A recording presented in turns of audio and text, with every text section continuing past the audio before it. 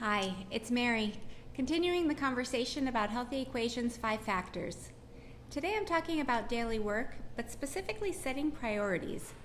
And when we're trying to help children learn different skills to become more efficient and productive and successful in their daily work, school, setting priorities is high on the list, no pun intended.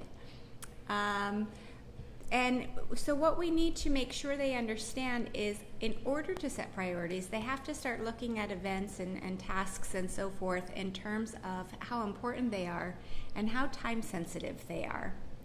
Here's one visual that I like to use that, because it is visual, really helps children categorize and reflect a little bit more on what they're doing.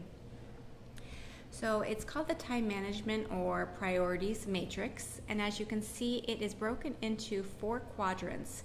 The first being for items that are important and urgent.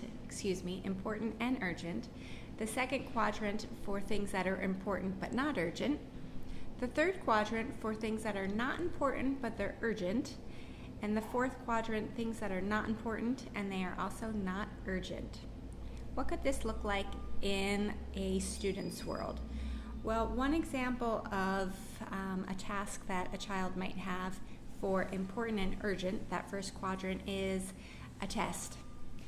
That's tomorrow. It's really important that they get a good grade, but they haven't prepared for it, and so they spend all night cramming for the test. Important and urgent.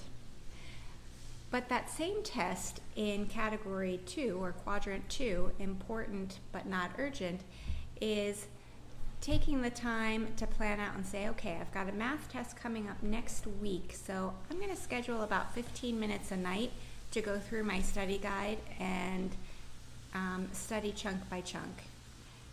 That second quadrant is where you have more time for planning for things that are important, a little bit more time for creativity and just preparation in general for the outcome of whatever task or event is at hand.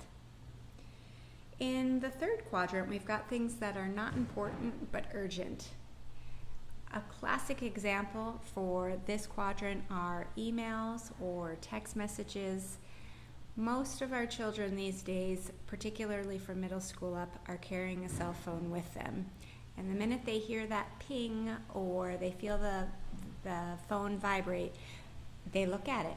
It's not just our kids, we do it too, don't we? And it seems like because it's there in that moment that it's urgent, we have to reply to it right away. And in essence, we eat up time with things that maybe aren't that important, that could have waited until later, but they feel urgent. Finally, quadrant 4, things that are not important and not urgent. Browsing social media, binge watching Netflix, anything like that that allows you to procrastinate from other things that you need to be doing or that you might want to be doing instead, falls into that 4th quadrant. So ideally, we want to be organizing ourselves such that most of the things we're doing fall into that 2nd quadrant. They're important, but they're not time sensitive because we've planned them out to be prepared, to have a little bit more time for that creativity and that planning. So, for me, when I first discovered this, it was really eye-opening how I was spending my time. I'd like to challenge you to take just 5 or 10 minutes right now. Think about it and jot down 10 things that you have done today and then categorize them into these 4 quadrants.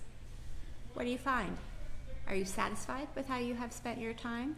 Is there something that's also eye-opening for you and that you might wish that you would do differently? Take a few minutes to do this exercise and then share the outcome with us in the comments below. I look forward to reading them.